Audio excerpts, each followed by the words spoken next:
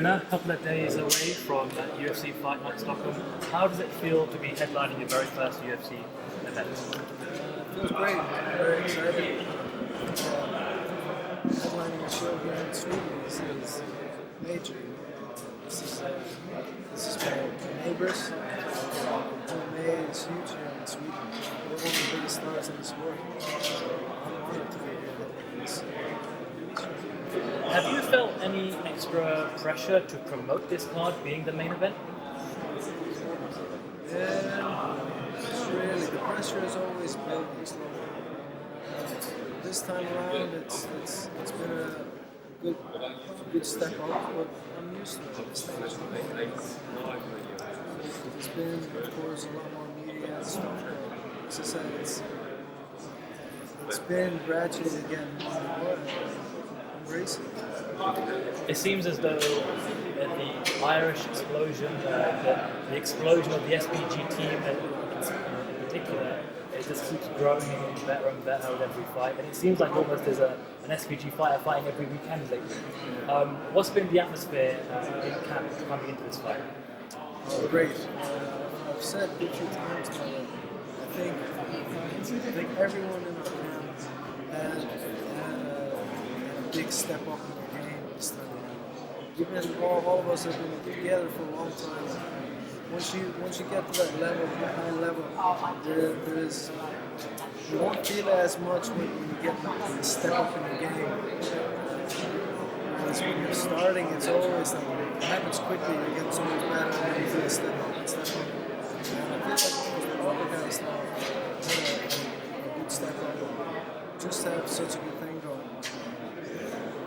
I'm so grateful for the team. You've started to develop a reputation now among a lot of fans as being ice cold, bit of a silent killer, almost like Fedor Emelianenko. Is this something you embrace, and what do you think of this perception of you? Sorry? What do you think of the way fans perceive you, what they think of you being a silent killer type of person? Yeah, I just try to be the way I am, try to be honest.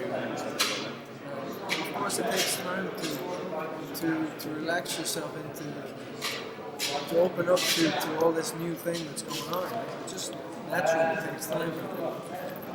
And I'm doing my best, and I think when people get to know me a little bit better, they will see I'm not completely faceless. Mm-hmm. Being around Conor McGregor a lot, are you ever tempted to speak a lot more than you do? Does he ever have much of an influence on you when it comes to talking? Yeah, not really. Conor is the way he is, and I'm the way I am. And I just think it always feels the best just being yourself, and just being true to your beliefs, and just letting things flow naturally. Just be relaxed. Conor talks a lot about human movement, and a lot of the other fighters he sees as being far too basic. Is this a belief that you share? Yes. Yeah, we have similar beliefs in many ways, but we talk a lot as well.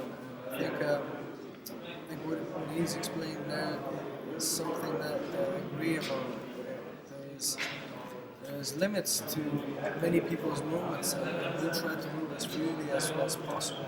I think MMA is going to be changing now. I think that the next generation of fighters is coming. I think we're going to see that in the next couple of years. Has he given you any advice on post-fight press conference suits? Yeah, Conor has mentioned it a few times. But what I want is, if I am to wear a suit in a press conference, I want it to be stretchy. I want to feel like I'm wearing this that I'm wearing right now, but look incredible as well. Well, let's talk about Rick Story for a second. You're currently ranked number 12, if I'm not mistaken. Where would a win over Rick Story put you? Do you think it breaks you into the top 10? Yeah, definitely. I think my views on this is all these guys right there up the top 10, even top 15. They're all really tough guys. They can all fight each other, and many of them have beats over each other, wins over each other, some back and forth. Yeah, I think fighting any of these guys is a tough test, and you have something to go back to a training session and work with, become more complete martial artist, and that's what I'm looking for. I'm in this game because I love this game. I love this sport. I love martial arts. I always have. There's many reasons to be in the UFC. That's definitely one of them. You've got all the best guys there, and guys that they're seeking the same thing as you, and want to put their skills on the line to help each other. Basically, there's also great money. You have to take that into factor, even though if I wanted just to chase money, there's other ways that they get more money than this. I've spoken to a few guys who have explained to me at times you can be quite spiritual and you're a fan of Nordic energy and Viking energy. Is this something you can give us some insight on? I'm not a religious guy. This is a subject I haven't really thought too much about in many years. I kind of gave it rest, I guess. It's something that I think is more of a feel than a thought, to be honest. We really don't know what's going on. We don't know everything, and I accept that, but I wouldn't go thinking there is somebody magical somewhere just because it's written in a book. That's just me. But I have some beliefs, and it's more of a feel. I think there's a lot of things that you will not see and will not necessarily be conscious of, but that you can feel. In terms of energies that people can't understand right now. Yeah, like the way you walk into a fight and you let your body do the work and you feel what's going on. Because I believe sometimes you feel it before you realize what it is or even see it. You feel it before.